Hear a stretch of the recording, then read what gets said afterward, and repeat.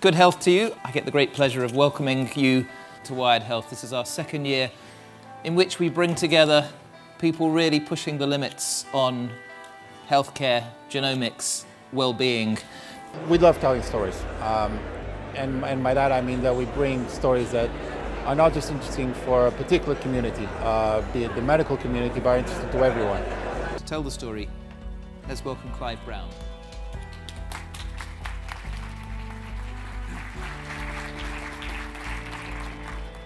Now, DNA is in everything.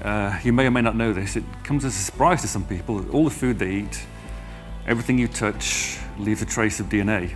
Today, people with epilepsy have to mark their seizure on a paper diary, and they forget more than 50% of the time that they had a seizure or how long it lasted.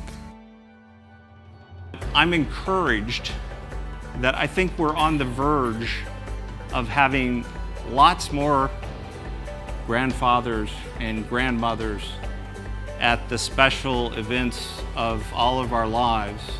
I'm Nigel. I'm just an ordinary man, and I'm fortunate to wear an extraordinary piece of technology.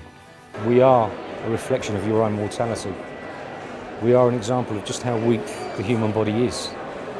But then when you see someone like me walking down the street with this, you wonder at the technology. The negative stuff just goes away. But here today I'm going to be talking about alternative prosthetics. The spike leg was very much in Victoria's mind. Company on the startup stage that I've been helping that is doing full body MRI scanning for 1/10 of the normal price of a medical MRI. We're doing it at 1/10 of the price, and we're doing it purely for entertainment purposes, essentially, trivializing the technology to make it fun. We went away from computing being a destination where you go and sit in front of your computer and you're working with it, to something that you carry with you everywhere. And as a result, it needed to adjust to a lot of our own disabilities. If we load more and more functionality on our wrists, things will get better. And in many cases, in my opinion, it's not. When you make vital sign biosensing as comfortable as something that you would wear every day, then the context that you capture while you're looking at all these signals begins to tell an interesting story. The talk about exponential advances in technology quite often actually ignores the fact that it's just not enough to invent the technology. You also have to get it adopted. On average, 1/3 of what's spent on healthcare in the United States is for things of no value. For every dollar spent on syringes, waste disposal, training, $14 will be saved by having less disease in the marketplace in that country. What you call things affects how people behave. Accident and emergency, that's a place I really shouldn't go to unless it's pretty desperate. A&E, it's like your best mate, isn't it? We don't have a journal of negative results or a journal of things that went wrong.